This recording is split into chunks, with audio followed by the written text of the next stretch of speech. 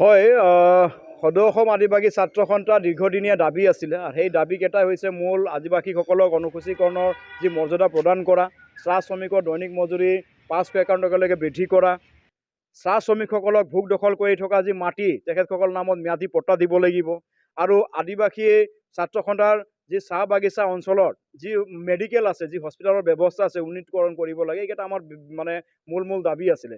কিন্তু দেখিবলৈ পালোঁ বিজেপি চৰকাৰে যি ধৰণৰ প্ৰতিশ্ৰুতি আমাৰ জনগোষ্ঠীটোক প্ৰদান কৰিছিলে তাৰ ভিতৰত এটাও প্ৰতিশ্ৰুতি কিন্তু আজিৰ তাৰিখলৈকে মানে শুদ্ধভাৱে কিন্তু তেখেতসকলে পূৰণ কৰিব নোৱাৰিলে। আৰু ইয়াত আমি আদিবাসী ছাত্ৰ সন্থাই দুখ প্ৰকাশ কৰিছোঁ। আৰু বিশেষভাৱে ঢেকীয়াজুলি সমষ্টিটোৰ যদি আমি কথা ক'বলৈ যাওঁ, ঢেকীয়াজুলি সমষ্টিটোত এতিয়া ঢেকীয়াজুলিৰ সামূহিক উন্নয়ন যদি আমি চাবলৈ যাওঁ তেতিয়াহ'লে নিশ্চয় আমি একেবাৰে দেখিবলৈ পোৱা নাই। ইয়াত যি আমাৰ স্থানীয় যি ল'ৰা ছোৱালীৰ যি নিবনুৱা যিটো সমস্যা, সেই সমস্যাই হৈ ৰ'ল। 2016 চনৰ পৰা আজিলৈকে যি নিবনুৱা হাৰ বাঢ়ি গৈ আছে ঢেকীয়াজুলি সমষ্টিটোত, ইতিমধ্যে তাৰ কোনো বিকল্প কোনোৱে চিন্তা কৰিব পৰা নাই। আমি আশা কৰিছোঁ 2016 চনৰ যেতিয়া বিজেপি চৰকাৰ আহিলে আমাৰ যিবিলাক মূল সমস্যা, মূল যি স্থানীয় সমস্যা ঢেকীয়াজুলিত মানে সমাধান হ'ব বুলি আমি দৃঢ় বিশ্বাস কৰিছিলোঁ। আৰু সেই হিচাপে বিজেপি নেতাধীন যি চৰকাৰৰ অশোক সিংঘাল ডাঙৰীয়াক ইয়াত ভোট দি আমি জয়যুক্ত কৰাইছিলোঁ।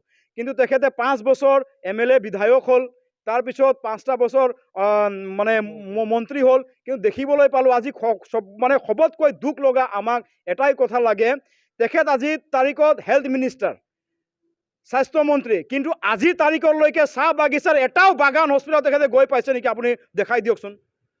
আমাৰ জনগোষ্ঠীৰ যিটো চাহ বাগিচা অঞ্চল ঢেকীয়াজুলি সমষ্টিটো হৈছে চাহ বাগিচা অধ্যুষিত এটা অঞ্চল।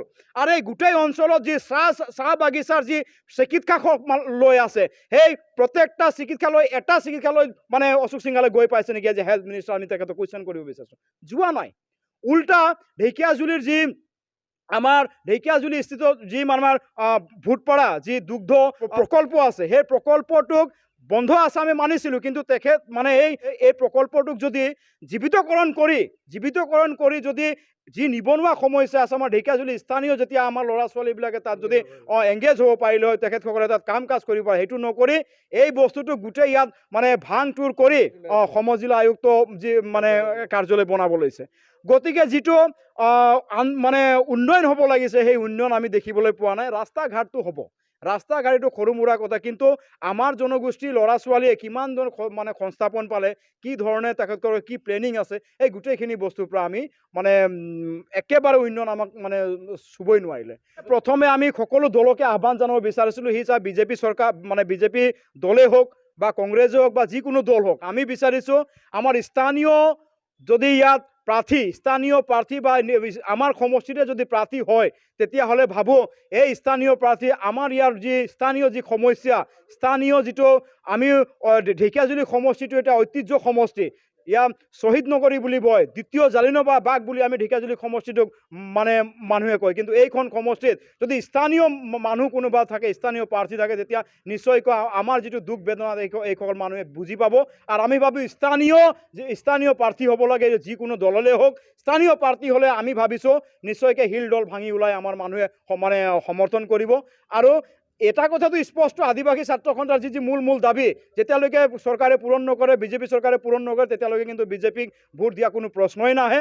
আমি যেতিয়ালৈকে আমাৰ এই দাবীবিলাক পূৰণ নহয়, আমি বিজেপি চৰকাৰৰ বিপক্ষে আছোঁ। আৰু ঢেকীয়াজুলিবাসী হিচাপে আমি স্পষ্টভাৱে কৈ আছোঁ, ইয়াৰ স্থানীয় প্ৰাৰ্থী আমি বিচাৰিছোঁ। সামূহিক ঢেকীয়াজুলি উন্নয়ন এতিয়ালৈকে একো ধৰণৰ হোৱা নাই। ইয়াত খালী হৈছে যদি ধৰ্মীয় কিছুমান মানে অনুষ্ঠান প্ৰতিষ্ঠানে কৰিব গৈছে, কিন্তু ধৰ্মীয় অনুষ্ঠান প্ৰতিষ্ঠান কৰি কি লাভ?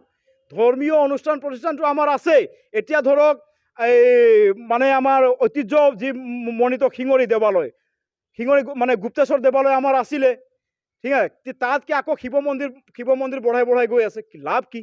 আকৌ আমি দেখিবলৈ পাইছোঁ বাহিৰৰ পৰা মানুহ আনি এতিয়া মানে এনেকৈ হৈছে, থলুৱা আমাৰ ইয়াত কোনো মানে ব্ৰাহ্মণ পূজাৰী নাই। এতিয়া বাহিৰৰ পৰা মানে কোনোবা মানে পূজাৰী ব্ৰাহ্মণ আনি ইয়াত মানে পূজা অৰ্চনা কৰিবলৈ লৈছে। এই কথাটো আমি বুজিব পৰা নাই, এইটো হৈছেনো কি? আগৰ ঢেকীয়াজুলি পবিত্ৰ ঢেকীয়াজুলি সমষ্টিটো এনেকৈ নাছিলে। গতিকে আমি নিশ্চয়ভাৱে এটা কথা স্পষ্টকৈ কৈছোঁ, যদি আমাৰ ইয়াত স্থানীয় ব্যক্তিক কাৰোবাক টিকেট প্ৰদান নকৰে, যিকোনো দলে হওক, তেতিয়াহ'লে কিন্তু ইয়াৰ ৰাইজে কিন্তু অহা মানে 26 নিৰ্বাচনে কিন্তু মানে বিবেচনা কৰিব, এইটো কিন্তু স্পষ্ট কথা।